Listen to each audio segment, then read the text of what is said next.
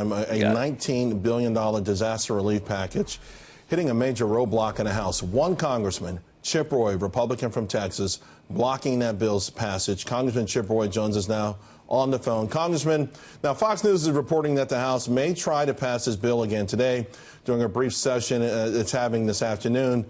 You won't be there to vote on it, so do you think it will pass?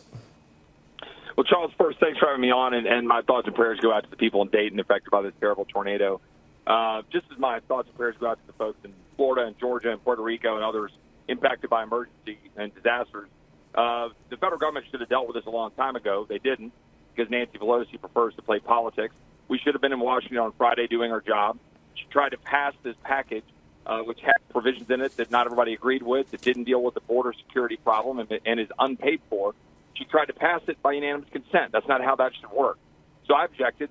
I know that I've got a number of colleagues, a sizable number of colleagues, who agree with me, and we're going to go into object. I was the one who decided to go do it because I was the only one in town able to do it last Friday because most people had flown out not knowing the speaker was going to schedule it. Right. I believe there will be other members who will object this week if she tries to do it by unanimous consent again. She should call us back and vote. If they want to get it done today, I'll hop on a plane and I'll be in D.C. and we'll vote.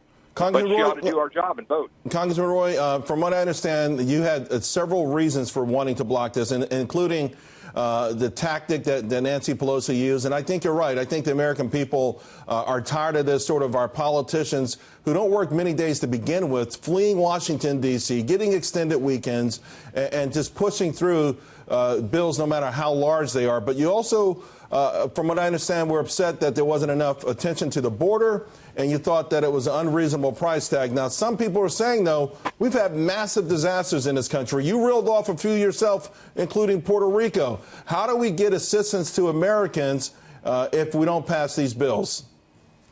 First of all, Congress should come together on a bipartisan basis and restructure the way we deal with disasters. We need to have something built into our budget to be able to deal with it and do the things the federal government's appropriately tied to, the Army Corps of Engineers, ports, other things, airports, things that directly impact the federal role.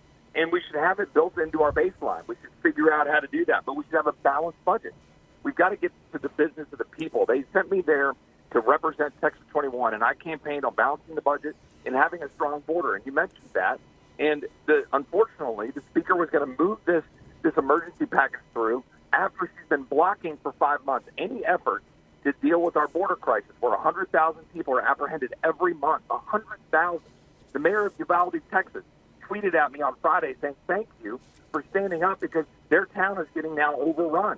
Right. We've got literally thousands of people coming into Texas. It's going to impact our communities and our schools and our way of life. And she refused to deal with it. And the president sent an emergency supplemental ask of $4.4 billion. It should have been a part of this package.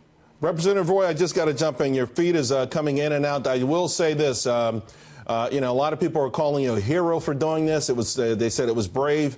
And to your point, it will be interesting to see if any of your colleagues step forward and do this, because there's a lot of criticism that comes with this, particularly when we're talking about the disasters out there and people clamoring for help. Thank you very much. Really appreciate you taking the time. Thanks, Charles. Thank you for having me on.